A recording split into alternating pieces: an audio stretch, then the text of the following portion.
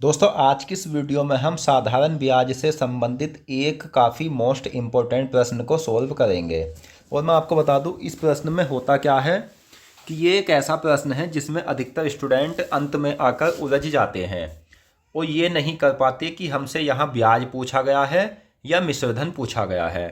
तो मैं इसकी आपको पहचान भी बताऊंगा और मैं आपको एक एक करके जो टाइप करा रहा हूँ वो इसी ही लिए करा रहा हूँ ताकि आपके अच्छे से सभी टाइप में क्लियर करा सकूँ और कोई टाइप छूटेगा नहीं। आप क्रम से प्लेलिस्ट के अनुसार हमारी सारी वीडियो देखना, जितने भी अधिकतर टाइप है हम सभी के सभी पढ़ेंगे, कोई टाइप नहीं छूटेगा, क्योंकि जब तक आप सभी टाइप अच्छे से क्लियर नहीं करोगे आप एग्ज़ाम में अच्छा स्कोर नहीं प्राप्त कर सकते।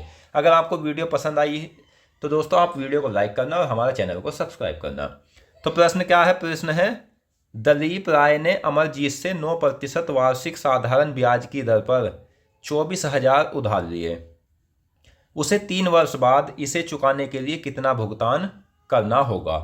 तो इस प्रश्न को मैं आपको दो तरीके से बताऊंगा और दोस्तों जौन सा तरीका आपको अच्छा लगे उस तरीके को आप एग्जाम में अप्लाई कर सकते हो।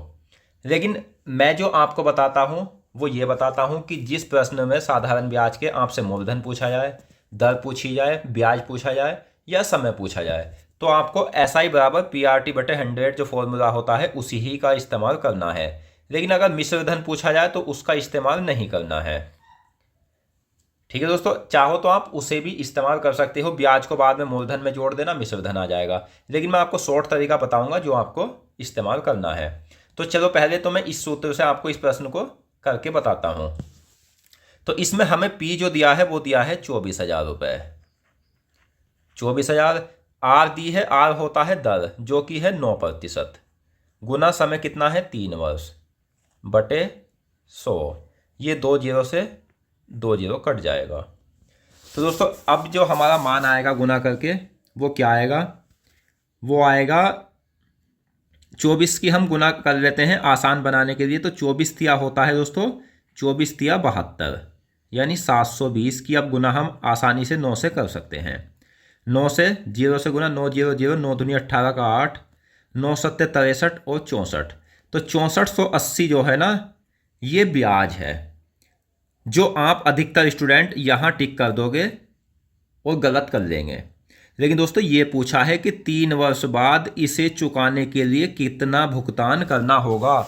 तो आप यहाँ सोचो कि जब उसने 24,000 रुपये लिए हैं, 24,000 रुपये लिए हैं, अगर वो 6,800 ही उसे वापस देगा तो उसे तो बहुत नुकसान आ जाएगा जिससे उसने उधार लिया था।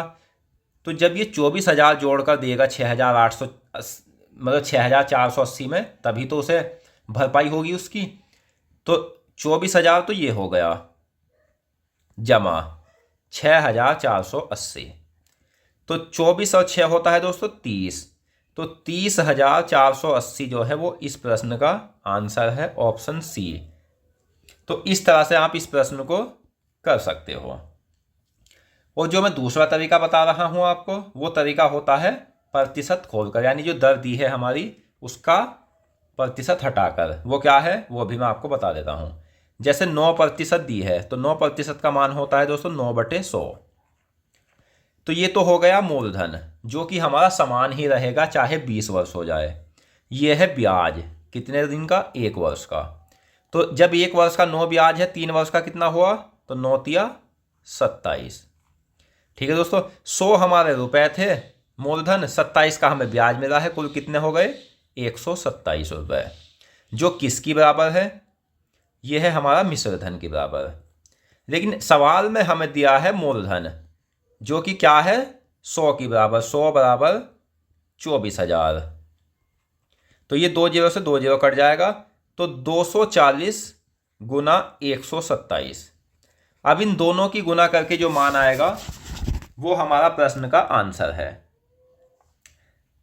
तो इन दोनों की गुना करके दोस्तों 30,480 ही आएगा, चाहे तो आप गुना करके देख लेना। इस तरह से आप इस प्रश्न को कर सकते हो। अगर आपको प्रश्न समझ आया हो, हमारा पढ़ाने का तरीका समझ आया हो तो दोस्तों आप हमारी वीडियो को लाइक करना और चैनल को सब्सक्राइब करना। और कोई भी आपका डाउट हो तो वो भी आप हमसे कमेंट बॉक्स में पूछ सकते हो। तो मिलते हैं नेक्स्ट वीडियो में। धन्यवाद।